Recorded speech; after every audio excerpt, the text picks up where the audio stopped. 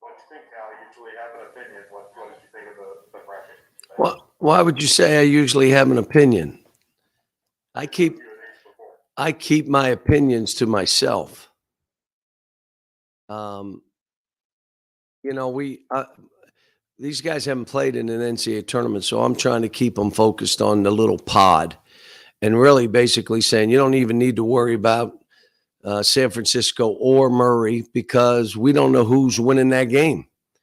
And we need to worry about St. Peter's. And that's how this goes. You're playing in a pod for a weekend. That's all you worry about, nothing else.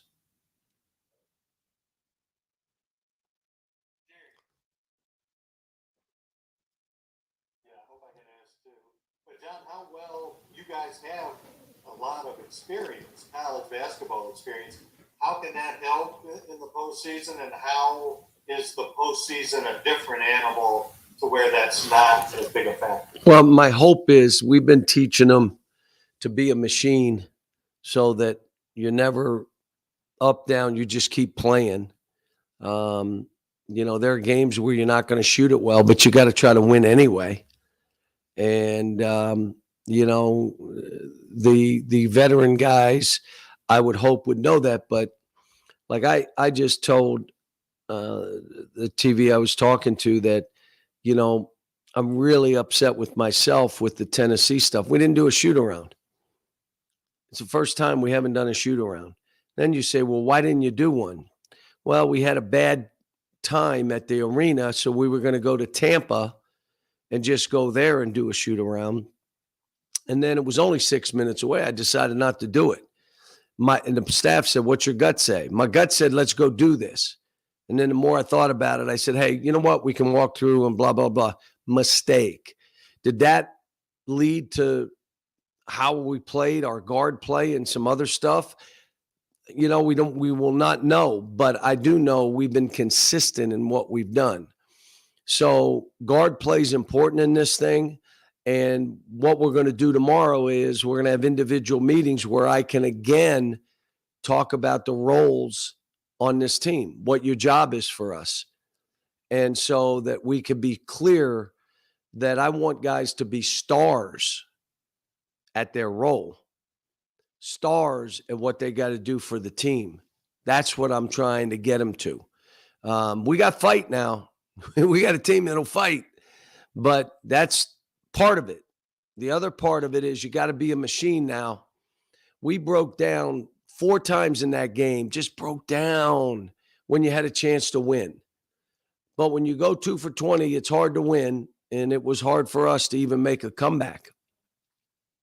Yeah, you had voiced concern that the committee might lump together the 2 of the top 4 teams and regions. They didn't do that, but only 6 SEC teams made it. You were saying maybe more could have. What was your overall reaction to the committee's work? Well, the Texas A&M thing, I was really stunned at. I guess before our tournament started, they weren't close. Now that's hard for me to believe. They were 9-9 in our league, and down the stretch, they played their best basketball. That's what I call the eye test. But it must have been that. It couldn't have been any other reason because they played as well as anybody. And they had an extra game. Wasn't it their 4th game? Final game was their 4th game in 4 days. You knew they were going to let go of the rope at some point. But I thought I was kind of surprised Tennessee got a 3 and not a 2. I was. But again, that would have put Tennessee, Auburn, and us all on this 2 line, which I would have been fine with. Like, that's good. Probably deserve it.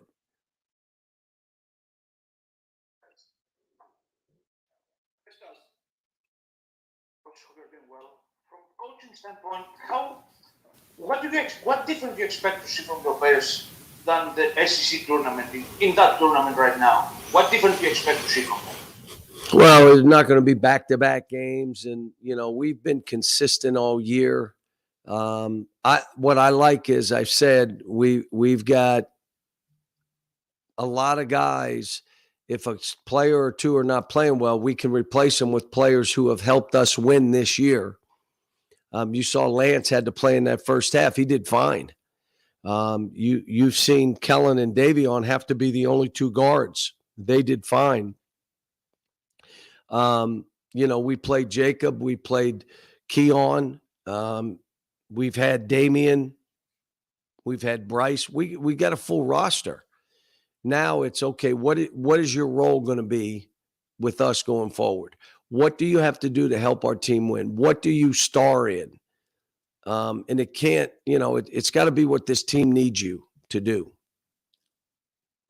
And also for you as a coach and as an Italian, have you got any influence from European basketball, especially at those type of games, your die games, especially for the tournament? Well, FIBA basketball, it appears as though our game in America is moving more toward FIBA, where the big guys stand out and shoot, the spacing of the game. You don't have mush mouth, two guys next to the basket anymore. That's done. You don't have a passing game where there's 22 screens and screen and screen and screen, and then everybody's in the lane. Everything is spaced wide, trying to create rotations. I mean, that's all FIBA. So, I benefited by being a part of the Dominican Republic and coaching USA basketball for a minute. And but it was good, and we benefited as coaches from it.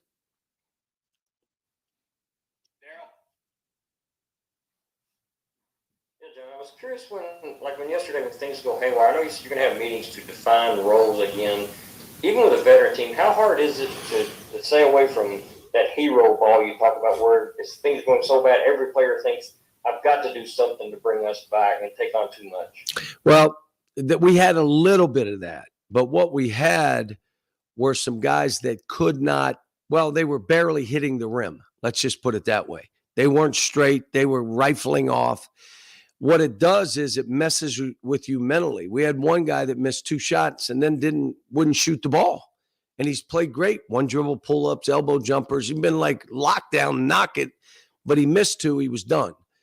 We had guys that missed shots. And then you know what happened on defense? They broke down. They stopped playing. Those 2 back doors were like backbreakers. Why did they happen? Why would you stop playing? You're probably still thinking about how I'm doing offensively. So that affected us. And it was the older guys, one of the young guys. But again, what I said to them, 2 for 20 and a chance to win, and then have the breakdowns and still have a chance to win. We fought. And it shows us now you can't play that way in the tournament. And I'm happy we kind of got it out of our way. But I'm going to put a bunch of it with no shoot around. And I told the guys today, you know what I said? Look at me and say, Coach, go with your gut. We'll follow. Just go with your gut. Don't be listening. If that's what you feel, we're all in. Just tell me that. Because normally if I'm feeling something and we go with it, something's leading me to that direction.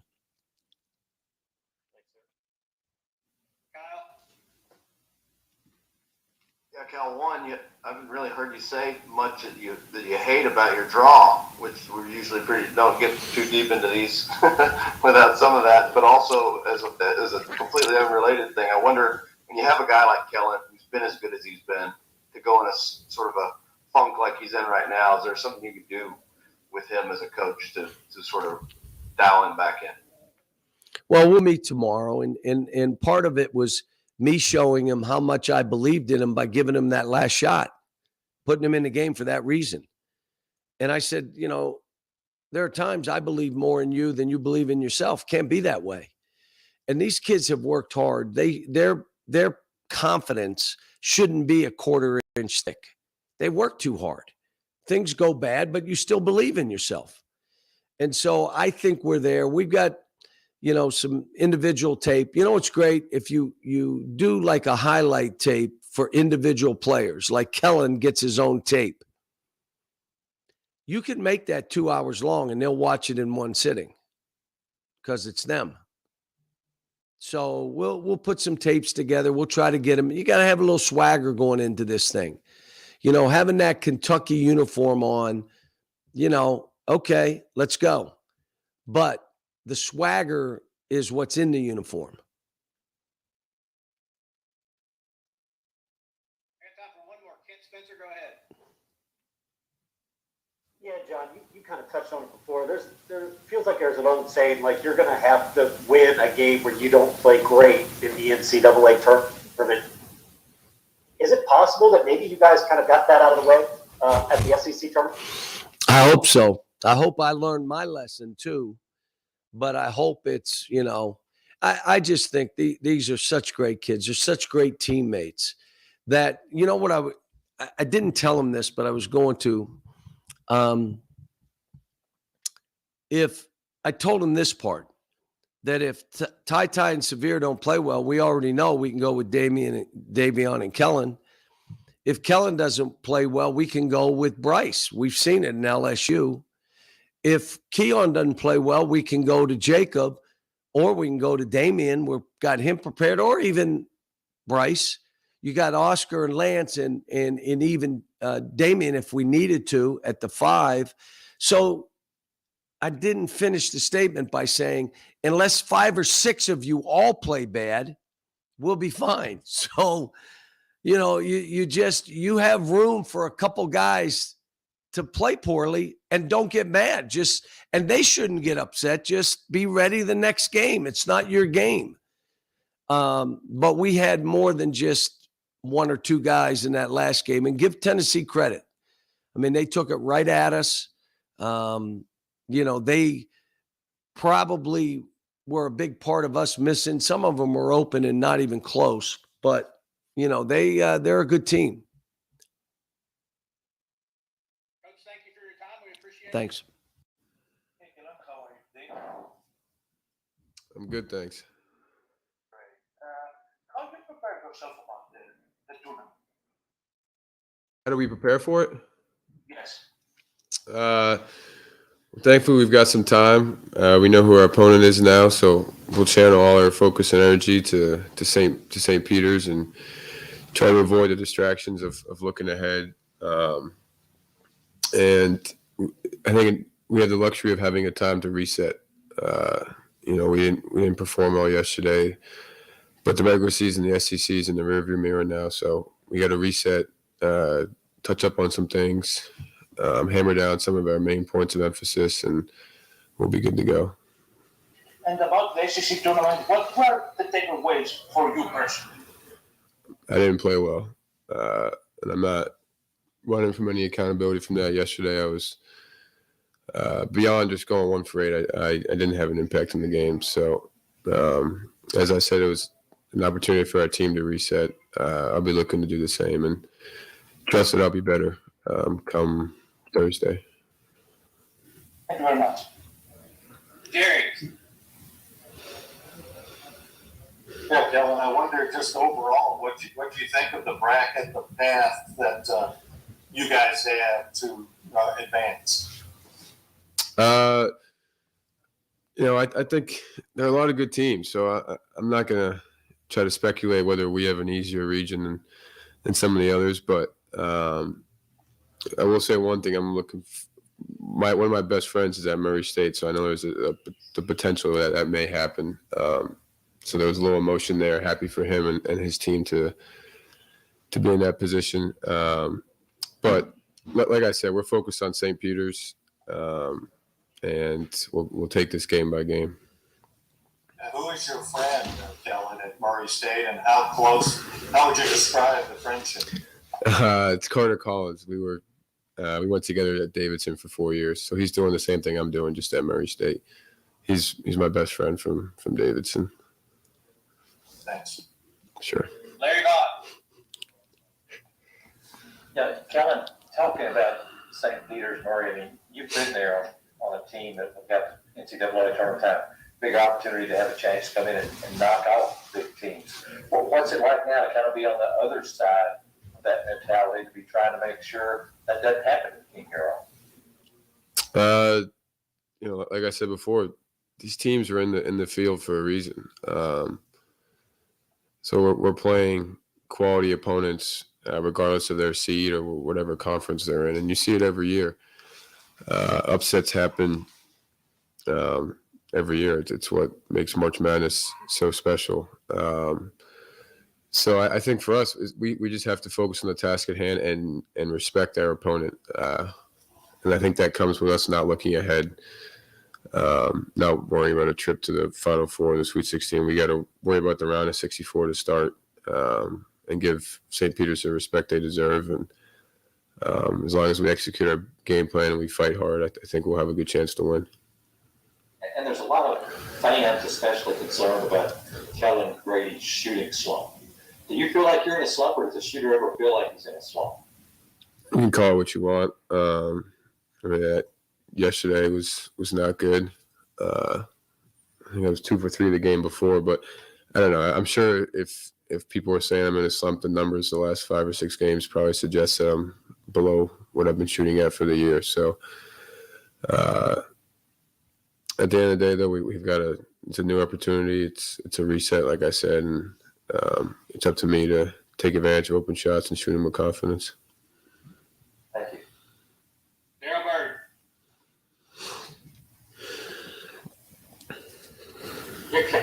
First of all, I wonder what you thought about your boys at Davidson getting in. I'm happy for them. They lost it. I watched the game today. They lost a tough one in the last 10 seconds to Richmond, but I'm real happy for them. So I'll reach out to those guys. You talk about, you didn't think you played well at the SEC. I know every game's a new game, but when it's such a dramatic, clean break, SEC's over, NCAA is starting. Does that kind of make it easier in your own mind to just reset everything? It's a brand new day. Yeah, I mean that's the goal at least. Like I said, yesterday was.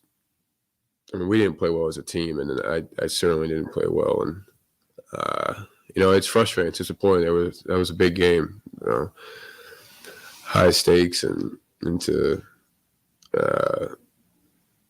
kind of cripple up in a game like that, it's disappointing. So it's a reality check. It was humbling for me. And here's an opportunity to reset and hopefully shoot with confidence and make some shots going forward. Thanks, Colin. Sure. All right, last one, Kyle Tucker. Go ahead.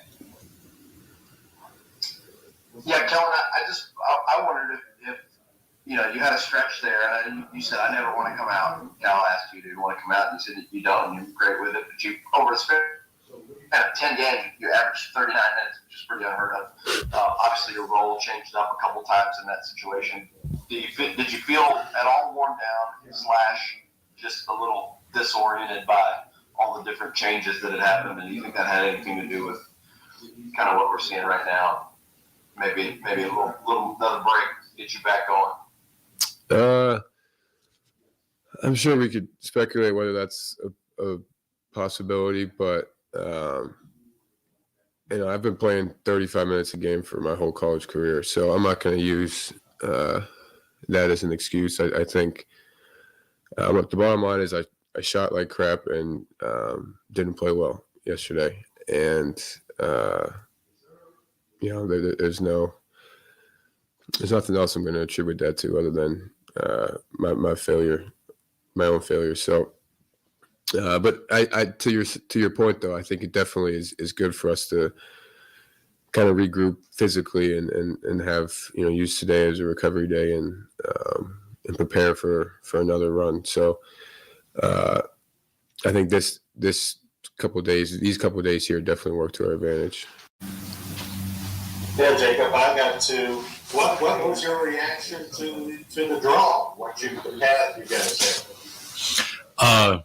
Before we were selected, my heart was definitely racing. The suspense was killing all of us. We just wanted to know who we were going to play.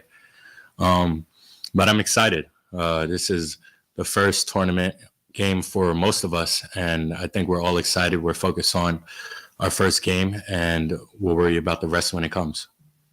And I wanted to ask you about wearing the mask. I remember Xavier said after you guys beat Vandy that you would try to talk, but they couldn't hear you. I wonder how the mask impacts your play.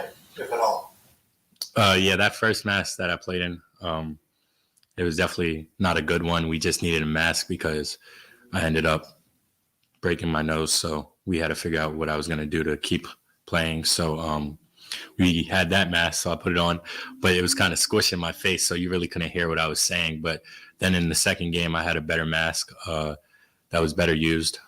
So I don't think it affects my play. So we just got to get used to it, I guess. John Hale. Jacob, you mentioned that this is the first tournament game for most of you guys. We talk about you being so experienced all the time. What does that role play that so many of you haven't been here before?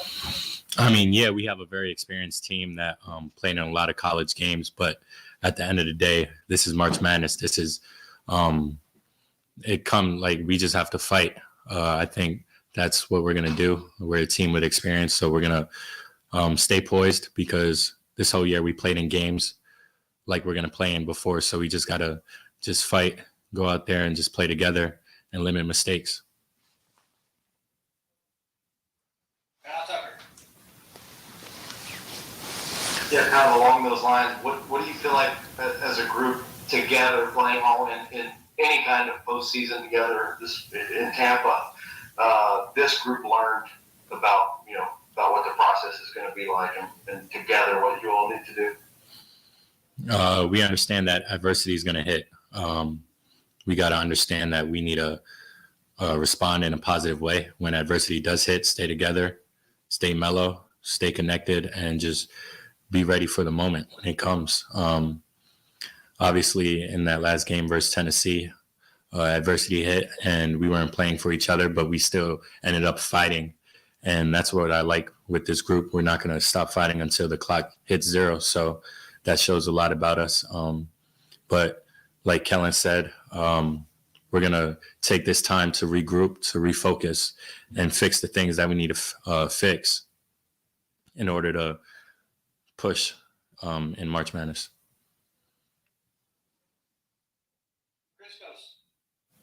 Hey Jacob, hope you're doing well. You mentioned during the season that this team prepared for March. How well prepared do you feel you are physically, mentally, about the tournament? I think we're very prepared. Like I said before, we've played against everything. Everyone, every team has thrown everything against us, trying to beat us. And I feel like we've seen everything. We've been through every scenario. So we just need to lock in on things that we need to fix. As a team, we need to lock in on things that we need to fix, like I said, and just understand that it's not going to be easy. All these teams are here for a reason. So every game is going to be a game. So we just have to fight and just let the outcome be the outcome after we fight. And those 2 games against Vanderbilt and the Tennessee SEC tournament, how helped you? How motivated you about the tournament? Excuse me? How those 2 games against Vanderbilt and the Tennessee, how helped you to prepare yourselves about the tournament? We got to learn about ourselves, especially against the Tennessee game, but against the Vanderbilt game, we knew it wasn't going to be easy. First game of a tournament, of any tournament, is always the hardest. So we knew that game wasn't going to be easy, but we held on to the rope. We kept fighting, and we came out with the W against Vanderbilt. And that's what we got to be. We got to keep fighting to the end. And against Tennessee, we had mistakes that we shouldn't have made. Obviously, we need to make shots. We shot 2 for, 20 from the 3. We only shot, I think, 30% from the field, so that's unacceptable. But it happens. We're human. We're not going to have good days every single day. So we just got to take this time, like I said before, to regroup and to focus on things that we need to fix, all the kinks, and just be ready for the game. Jacob, I just wanted to go back. You said when adversity hit Saturday that you didn't feel like that you all were playing for each other. Could you elaborate a little bit on that, about what you meant by that? I mean, we weren't as connected as we were in the past. We've played a lot of games where we're connected, and we're on the defensive end. I think some people, like me including, were out of rotation, and we just weren't connected fully. And I think that was the main reason why we didn't win the game. I mean, obviously we didn't make shots, but we still had a chance to win the game. So the connectivity of the team has to be key to us winning games. And we're going to lock in on focusing on doing that.